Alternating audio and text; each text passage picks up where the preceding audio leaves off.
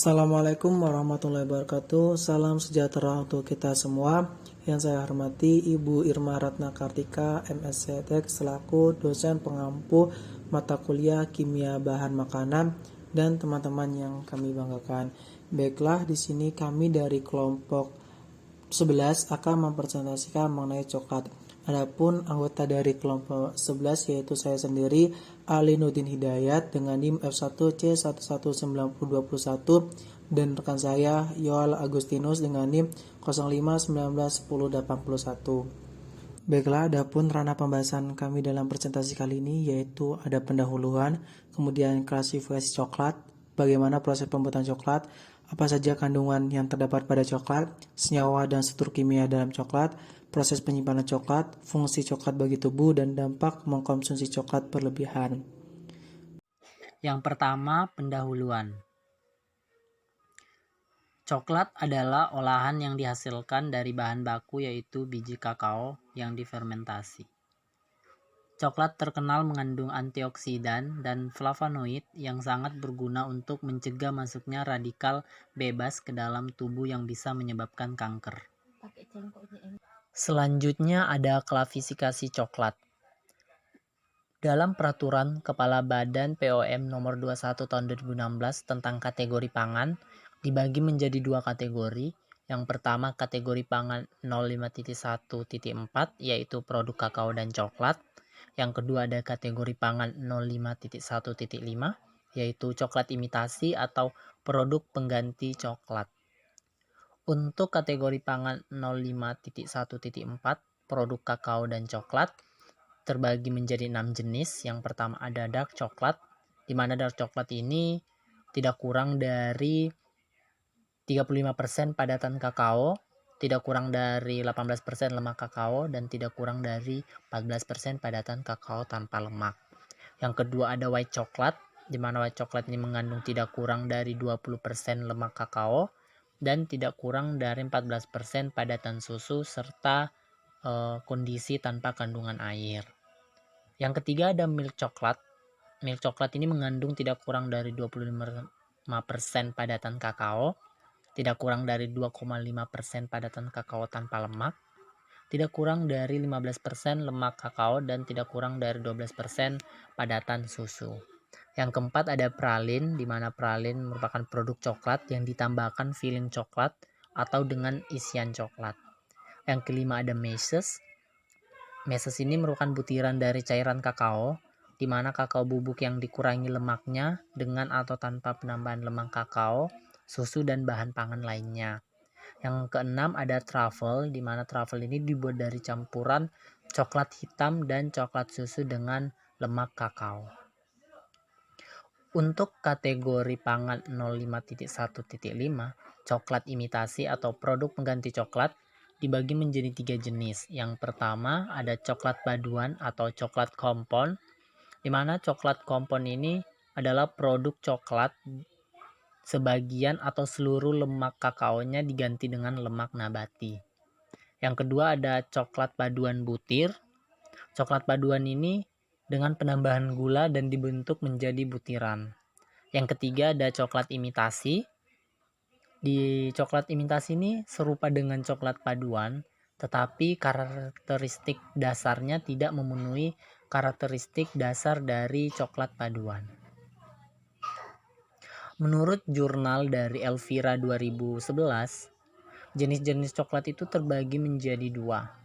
Yang pertama ada Couverture, di mana Couverture ini merupakan coklat paling baik karena murni dan lemak kakaonya sangat tinggi. Yang kedua ada milk coklat. Milk coklat ini dibuat dengan menggunakan pasta coklat dengan penambahan lemak coklat, gula, susu, dan vanila.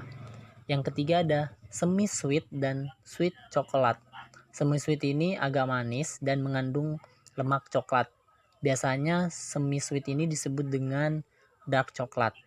Sedangkan sweet coklat sama seperti semi sweet, hanya saja kandungan pada sweet coklat ini gulanya lebih banyak. Yang keempat ada white coklat. White coklat ini tidak mengandung massa atau solid kakao tinggi dan mengandung banyak gula, susu, lecitin, dan vanila. Yang terakhir ada cocoa powder. Cocoa powder ini terbuat dari pasta coklat yang sebagian lemaknya dikeluarkan. Coklat ini mudah menyerap uap, air, dan berbau. Selanjutnya ada proses pembuatan. Yang pertama, pembersihan dan pemilihan biji kakao. Biji-biji kakao tersebut dibersihkan melalui mesin pembersih untuk membuang benda-benda asing yang menempel pada biji kakao tersebut. Yang kedua ada fermentasi, di mana biji kakao difermentasikan 2-8 hari hingga berubah warna dari putih menjadi kecoklatan. Selama fermentasi, suhu biji kakao tersebut menjadi 45-50 derajat Celcius. Dengan kenaikan suhu dari biji kakao ini dapat mematikan biji atau menghentikan germinasi dan meningkatkan keasaman biji. Selain itu juga terjadi pembentukan warna dan flavor serta degradasi parsial komponen penyebab rasa pahit dan kelat. Yang ketiga ada pengeringan. Setelah fermentasi selesai, biji dikeringkan hingga kadar air mencapai 6-8%. Pengeringan ini dapat dilakukan dengan 2 cara. Yang pertama itu dapat dijemur di bawah sinar matahari. Yang kedua itu dapat di oven pengering dengan suhu 55-65 derajat Celcius. Yang keempat ada pemanggangan. Untuk mengeluarkan cita rasa biji kakao ini, maka biji kakao ini dipanggang. Pada umumnya memerlukan waktu 2-30 menit pada suhu 110-120 derajat Celcius. Tujuan lain dari proses pemanggangan coklat ini untuk mensterilkan biji coklat dan memudahkan pemisahan kulit dengan daging biji coklat. Yang kelima ada penggilingan. Setelah dilakukan pemanggangan, biji kakao ini kemudian digiling untuk membentuk kakao masa atau biasa disebut coklat cair.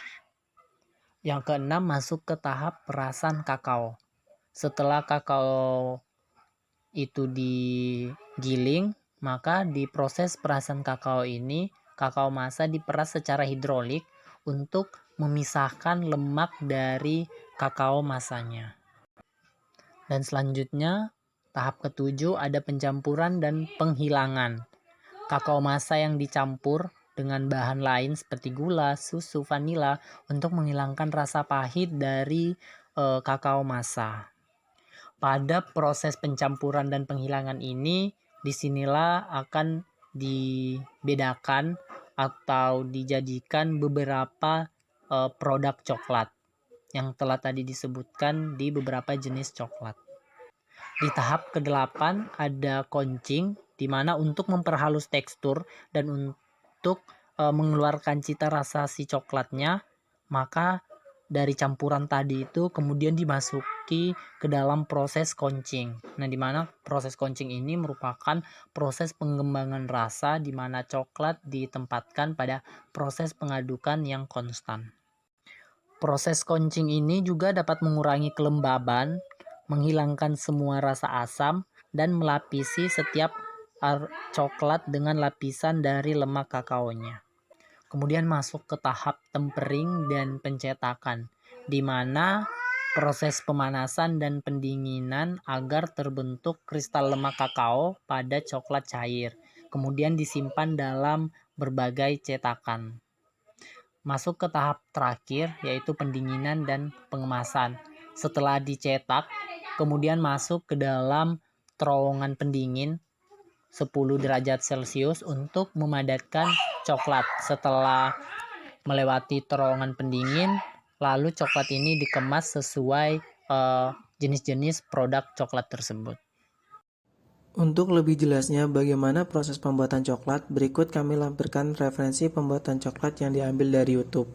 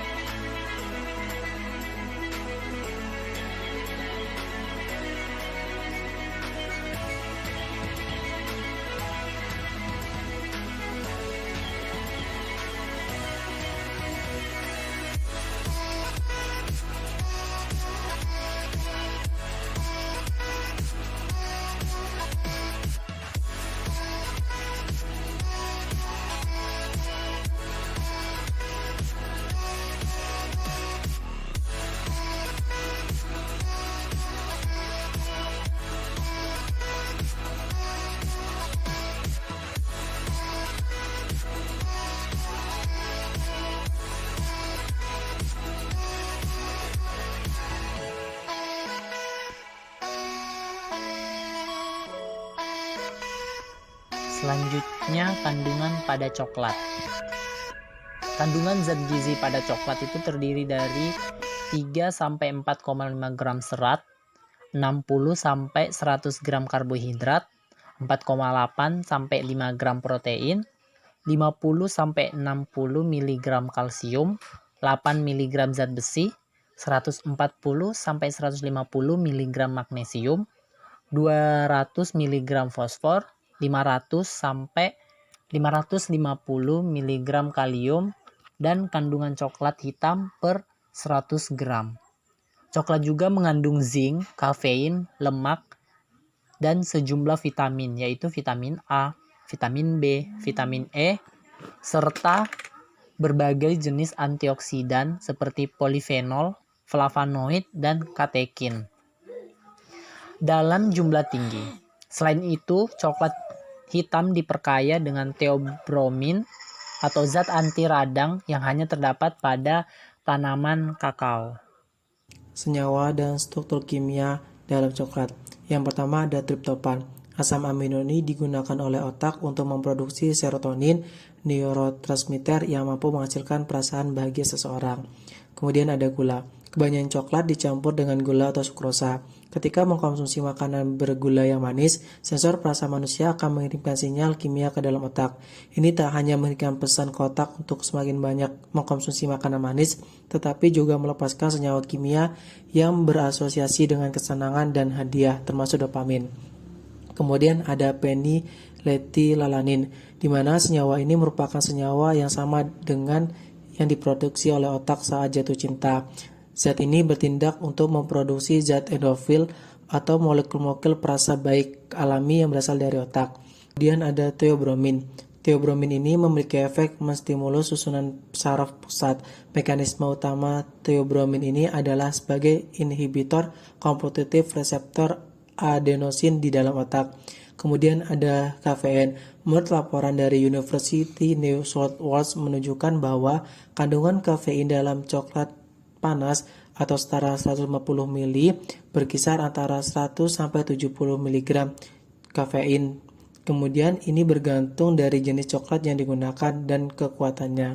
Sedangkan coklat bar dengan berat 30 gram biasanya mengandung kafein sebanyak 20 sampai 60 mg kafein.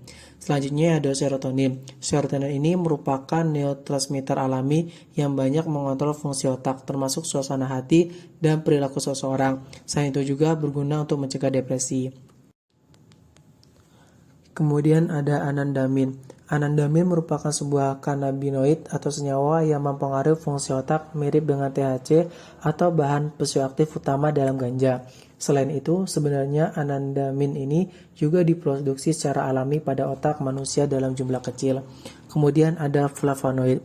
Flavonoid sendiri merupakan kandungan antioksidan dalam coklat yang berguna untuk meningkatkan kesehatan kardiovaskular seperti melindungi pembuluh darah, meningkatkan kesehatan jantung, dan menangkal tekanan darah tinggi. Selain itu juga mampu untuk mencegah kanker. Selanjutnya, proses penyimpanan coklat. Coklat dapat disimpan di lemari pendingin karena coklat baik ditempatkan pada tempat yang dingin dan kering dengan suhu antara 10 dan 20 derajat Celcius. Suhu 15 derajat Celcius merupakan suhu yang sempurna untuk menyimpan coklat. Dengan begitu, coklat tidak akan mudah meleleh dan tahan lama. Pada temperatur tinggi atau pada suhu tinggi, coklat akan meleleh dan naik ke atas permukaan. Ketika hal tersebut terjadi, coklat menjadi berwarna pucat, abu-abu yang disebut dengan belum atau mengembang. Hal ini tidak akan mempengaruhi kualitas dan rasa coklat. Warna asli dari coklat akan kembali ketika coklat membeku.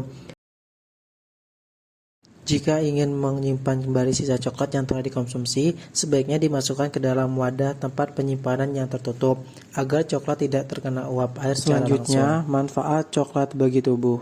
Banyak sekali manfaat yang terdapat dalam coklat ini. Yang pertama, dapat meningkatkan mood. Sebuah penelitian menunjukkan bahwa mengkonsumsi coklat dapat menurunkan hormon kortisol yang dihasilkan tubuh saat stres dan merangsang otak untuk melepaskan lebih banyak hormon endorfin dan serotonin yang dapat membuat rasa bahagia. Kemudian dapat mencegah dan menurunkan tekanan darah tinggi karena coklat mengandung senyawa flavonoid. Kemudian dapat Menurunkan kolesterol coklat dipercaya dapat menurunkan kadar kolesterol jahat atau LDL dalam darah. Oleh karena itu, coklat baik untuk mencegah penumpukan kolesterol di dalam pembuluh darah, sehingga menurunkan resiko terjadinya serangan jantung dan stroke. Kemudian dapat mencegah perlengketan platelet, mengaktifkan produksi NO2 atau nitrogen monoksida, memelihara fungsi dan kesehatan otak. Mengkonsumsi coklat juga diketahui baik untuk menjaga kesehatan dan fungsi otak. Manfaat ini berasal dari kandungan flavonoid dalam coklat yang mampu meningkatkan konsentrasi dan daya ingat. Tak hanya itu, kandungan epikatein dalam coklat juga dapat menurunkan resiko terjadinya penurunan fungsi otak yang dapat menyebabkan demensia atau pikun. Menghambat pertumbuhan sel. Kandungan antioksidan dalam coklat diyakini dapat mencegah kerusakan sel yang menjadi salah satu penyebab kanker.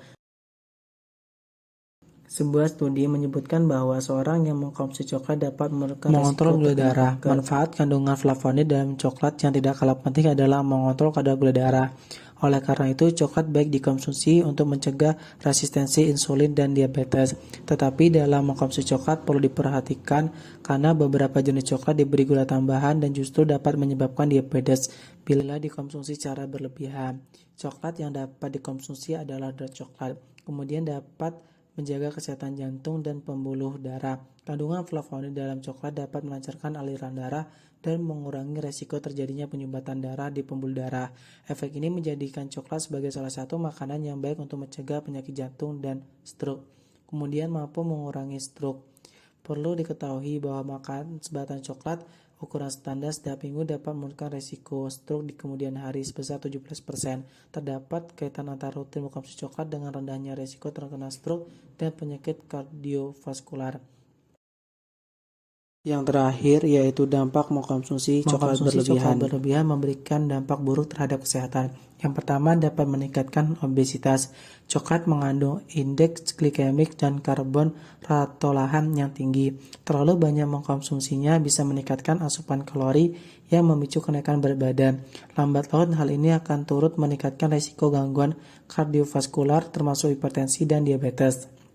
Kecemasan dan detak jantung. Salah satu kandungan dalam coklat adalah kafein. Kafein memberikan dorongan energi dan efek positif pada suasana hati seseorang.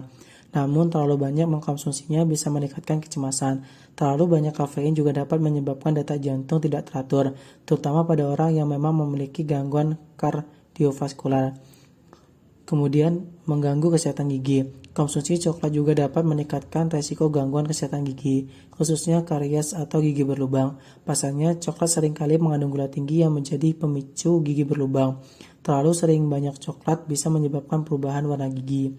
Kemudian masalah gastrointestinal, di mana mengkonsumsi coklat dalam jumlah banyak dapat menyebabkan berbagai masalah gastrointestinal. Jika penderita sindrom iritasi usus besar atau diare, terlalu banyak mengkonsumsi coklat dapat memperburuk gejala. Selain itu, coklat bersifat asam dan makan asam dapat meningkatkan cairan asam di lambung. Makanan asam juga menyebabkan masalah seperti reflux asam, sering mulas dan radang perut. Menyebabkan sembelit. Kandungan kafein pada coklat merupakan biang keladi sembelit. Kafein memiliki efek diuretik yang membuat seseorang jadi lebih sering buang air kecil. Hal ini bisa mengurangi kadar air dalam tubuh sehingga membuat feses menjadi lebih padat dan menyebabkan susah tidur. Kandungan teobromin, anandamin, dan kafein dalam coklat hitam dapat membuat jantung berdenyut lebih kuat. Hal inilah mengakibatkan seseorang menjadi sulit tidur. Adapun referensi yang kami gunakan untuk memaparkan materi kali ini adalah sebagai berikut. Sekian pemaparan materi dari kelompok kami. Dikarenakan dalam penyampaian materi masih banyak kekurangan, maka dari itu diharapkan kritik dan saran dari teman-teman semua untuk dapat menyempurnakan materi mengenai coklat ini. Sekian dan terima kasih. Wassalamualaikum warahmatullahi wabarakatuh.